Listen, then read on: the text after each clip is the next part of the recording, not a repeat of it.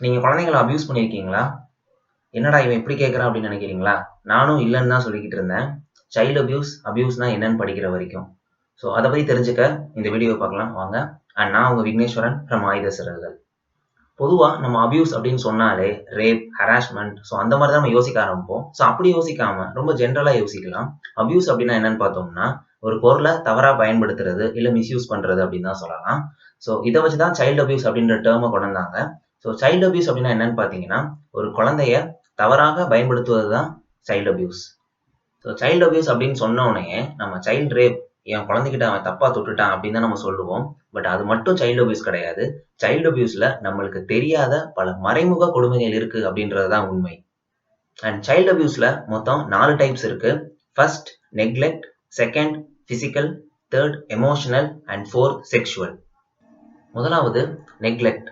So ஒரு குழந்தையோட அத்தியாவசிய தேவைகளை பூர்த்தி செய்யலை அப்படின்னா அது நெக்லெக்ட் சைல்டு அபியூஸ் கீழே வரும். ஒரு குழந்தைக்கு நம்ம எஜுகேஷன் தராத பொழுது, உடை தராத பொழுது, உணவு தராத பொழுது, இருக்க இடம் தராத பொழுது, இது எல்லாமே நெக்லெக்ட் சைல்டு அபியூஸ் கீழே தான் வரும். உதாரணத்துக்கு ஒரு குழந்தைக்கு உடம்பு ரொம்ப முடியலை அப்படின்னா நம்ம டாக்டர்கிட்ட கூட்டிட்டு போகல அப்படின்னா அது நெக்லெக்ட் சைல்டு அபியூஸ் கீழே வரும். ஒரு குழந்தைய நம்ம ரொம்ப நாள் கவனிக்காம விட்டுட்டோம் அப்படின்னா அதுவும் நெக்லெக்ட் சைல்டு அபியூஸ் கீழே தான் வரும். ஸோ அடுத்து பிசிக்கல் அபியூஸ். ஒரு குழந்தைய நம்ம நேர்முகமா பிசிக்கல் ஃபோர்ஸ் யூஸ் பண்ணி தாக்குறது தான் பிசிக்கல் அபியூஸ் அப்படின்னு சொல்லலாம். உதாரணத்துக்கு ஒரு குழந்தைய நம்ம அடிக்கிறது, உதைக்கிறது, அறையிறது, அந்த குழந்தைக்கு தீக்காயத்தை ஏற்படுத்துறது, இது எல்லாமே பிசிக்கல் அபியூஸ் கீழே தான் வரும். 3ல் 2 குழந்தைங்க பிசிக்கல் அபியூஸ்னால பாதிக்கப்படுறாங்க அப்படின்னு தான் சர்வே சொல்லுது. அண்ட் அடுத்தது எமோஷனல் அபியூஸ்.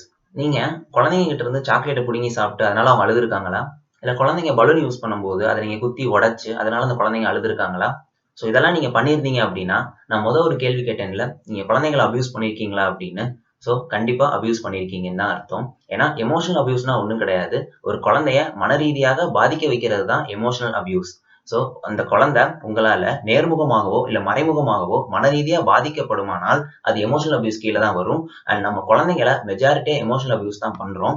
நம்ம குழந்தைகிட்ட சத்தமா பேசி அழுக வைக்கிறதும் இல்ல கெட்ட வார்த்தை பேசுறது இது எல்லாமே எமோஷனல் அபியூஸ் கீழே தான் வருது. அண்ட் எமோஷனல் அபியூஸை பொறுத்த வரைக்கும் ஆண் குழந்தைகளும் பெண் குழந்தைகளும் ஈக்குவலா பாதிக்கப்படுறாங்க. ஸோ நம்ம கடைசியா பார்க்க போறது சைல்ட் செக்ஷுவல் அபியூஸ். ஒரு குழந்தைய பாலியல் ரீதியா துன்புறுத்துறது தான் நம்ம சைல்ட் செக்ஷுவல் அபியூஸ் அப்படின்னு சொல்லுவோம். ஸோ சைல்ட் செக்ஷுவல் அபியூஸை குழந்தை பாலியல் வன்கொடுமை அப்படின்னு சொல்லுவாங்க. ஸோ இதுல குழந்தை மன ரீதியாகவும் உடல் ரீதியாகவும் பாதிக்கப்படுறாங்க. அண்ட் சைல்ட் செக்ஷுவல் அபியூஸ் 2ஆ பிரியுது. ஒன்னு டைரக்ட் சைல்ட் செக்ஷுவல் அபியூஸ் நேர்முகம் அண்ட் இன்னொன்னு இன்டைரக்ட் சைல்ட் செக்ஷுவல் அபியூஸ் மறைமுகம். நம்ம சொல்ற ரேப் அண்ட் குழந்தைங்களோட பிரைவேட் பார்ட்ஸை டச் பண்றது இது எல்லாமே டைரக்ட் சைல்ட் செக்ஷுவல் அபியூஸ் கீழே தான் வரும். அண்ட் 90% குழந்தைகள் இன்டைரக்ட் சைல்ட் செக்ஷுவல் அபியூஸ்னால தான் பாதிக்கப்படுறாங்க. ஸோ இன்டைரக்ட் சைல்ட் செக்ஷுவல் அபியூஸை பத்தி நம்ம கவலைப்படுறதே கிடையாது. அதுதான் மிகப்பெரிய தப்பு. ஏன்னா ஒரு குழந்தைங்க கிட்ட தவறான படங்களை காட்டுறது, தவறான மூவிஸை காட்டுறது, அந்த குழந்தைய இவங்க ட்ரெஸ் ரிமூவ் பண்ண சொல்றது, அந்த குழந்தைக்கு முன்னாடி இவங்க ட்ரெஸ் ரிமூவ் பண்றது, அந்த குழந்தைங்க குளிக்கிறத பாக்குறது, அந்த குழந்தைங்க ட்ரெஸ் சேஞ்ச் பண்ணும்போது பாக்குறது, அந்த குழந்தைங்க சைல்டு மேரேஜுக்கு தள்ளி விடுறது, ஒரு குழந்தைய சைல்டு ப்ராஸ்டியூஷனுக்கு தள்ளி விடுறது. இந்த எல்லா சிச்சுவேஷன்ஸ்லயுமே அவங்க குழந்தைய தொற்றுக்கவே மாட்டாங்க. ஆனா குழந்தைய அபியூஸ் பண்ணியிருக்காங்க. அண்ட் இதுதான் indirect child sexual abuse. So நம்ம முன்னாடி சொல்லிக்கிட்டே இருப்போம்ல, குழந்தைங்களுக்கு குட் டச் சொல்லித்தாங்க, பேட் டச் சொல்லித்தாங்க அப்படின்னு. ஸோ அது எங்களை பொறுத்த வரைக்கும் அவுடேட்டட் சிலபஸ் தான். ஏன்னா குழந்தைகளை தொடாமலும் துன்புறுத்தலாம், பாலியல் வன்கொடுமை செய்யலாம் அப்படின்றது தான் உண்மை. A child can be abused even without being touched.